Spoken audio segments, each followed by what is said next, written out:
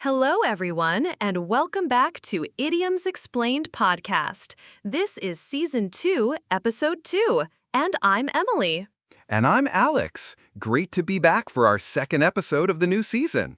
Emily, before we dive into today's idiom, we have some exciting business from our last episode. We certainly do.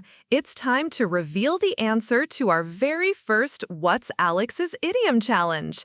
Alex, you gave us a scenario about a friend who was incredibly nervous before a job interview and almost backed out at the last second. That's right, and we asked our amazing listeners to guess which idiom from Season 1 best described that feeling. We got some great guesses in the comments, so, drum roll please, the idiom I was thinking of was, to get cold feet. To get cold feet, exactly. That feeling of sudden nervousness or loss of courage right before a big event. Well done to everyone who guessed correctly. And if you didn't, now you know, and you can always revisit episode 19 of Season 1 for a refresher on To Get Cold Feet. Absolutely. It's all part of the learning process. Now, shall we move on to today's brand new idiom, Emily? Let's do it. Today, we're looking at a very gentle and common way to ask someone what they're thinking about. The idiom is, a penny for your thoughts. A penny for your thoughts. I like that one. It sounds quite quaint and polite. So it's basically a way of saying, what are you thinking about? Especially when someone seems quiet or lost in thought. Precisely, Alex. It's used when you notice someone is being unusually quiet or pensive, and you want to gently encourage them to share what's on their mind.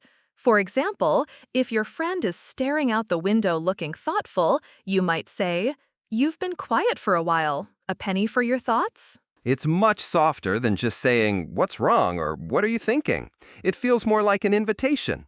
What's the origin of this phrase, Emily? Why a penny? The phrase dates back to at least the 16th century. It appeared in a work by Sir Thomas More in 1522. The penny at that time was still a coin of some value, more than it is today. The idea is that you're offering a small payment, a penny, in exchange for knowing what someone is thinking, implying their thoughts are valuable to you. That's a sweet sentiment, that their thoughts are worth something to you. So it's not meant to be taken literally as an actual payment, of course. No, definitely not today. It's purely idiomatic. You'd use it when you genuinely want to know what someone is thinking, perhaps if they look worried, sad, or just deeply engrossed in something. For instance, "You look a million miles away, Alex. A penny for your thoughts?" Ha, you caught me. I was just thinking about how useful these idioms are. So, it's a friendly and informal way to initiate a conversation about someone's inner world. The children were sitting so quietly, I just had to ask, a penny for your thoughts, little ones? That's a lovely example. It shows care and interest in what another person is contemplating. It's about creating a comfortable space for them to share. It really is. It's a simple phrase, but carries a lot of warmth. So, to summarize for our listeners, a penny for your thoughts is a polite and friendly way to ask someone what they're thinking about, especially when they seem quiet or pensive. A perfect summary, Alex. A very useful and kind idiom to have in your conversational toolkit. Agreed. And now, speaking of thoughts, are our listeners ready to put their thinking caps on for today's What's Alex's Idiom Challenge? I'm sure they are. What have you got for us this time, Alex? Remember, it's an idiom from Season 1. All right, here's the scenario for this episode. Imagine I told you about a new restaurant that was supposedly amazing and very exclusive. I went there, and not only was the food terrible, but the bill was incredibly expensive. I felt like I paid a huge amount for a very disappointing experience. Which idiom from Season 1 best describes how I felt about the cost of that meal? Ooh, another good one. That sounds like a very frustrating situation.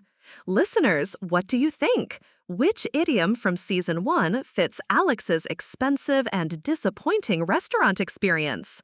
Head to the comments and let us know your guess. We look forward to seeing your answers. And that's all the time we have for today's episode. Thanks for joining us for Season 2, Episode 2 of Idioms Explained podcast.